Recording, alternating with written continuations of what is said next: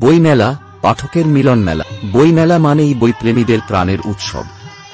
নতুন বইয়ের গন্ধ, প্রিয় লেখকের সঙ্গে দেখা, প্রকাশকদের নতুন উদ্যোগ, সব মিলিয়ে বইমেলা যেন এক অন্য রকম আনন্দের জায়গা। শুধু বই কেনাই নয়, বইমেলায় নানা সাংস্কৃতিক অনুষ্ঠান, আলোচনা সভা, কবিতা পাঠ ও সাহিত্য আড্ডার আয়োজন থাকে। বাংলা ভাষা ও সংস্কৃতির বিকাশেও বইমেলার ভূমিকা অনস্বীকার্য। নতুন লেখক ও প্রকাশকদের জন্য এটি একটি বড় প্ল্যাটফর্ম, যেখানে তারা তাদের সৃজনশীল কাজ পাঠকের সামনে তুলে ধরতে পারে। তাই বইমেলা শুধু বই কেনার জায়গা নয়, এটি জ্ঞানের আলো ছড়ানোর এক বিশাল ক্ষেত্র। আপনি কি এবার বইমেলায় যাচ্ছেন?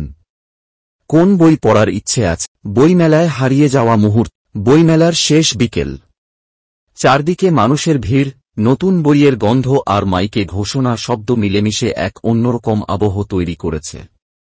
তন্ময় একটা পুরনো প্রকাশনার স্টলে ঢুকে হারিয়ে যায়। তার চোখের সামনে শৈশবের হারানো গল্পের বই, ঠাকুমার ঝুলি। অনেক বছর আগে ঠিক এই বইটাই সে হারিয়ে ফেলেছিল।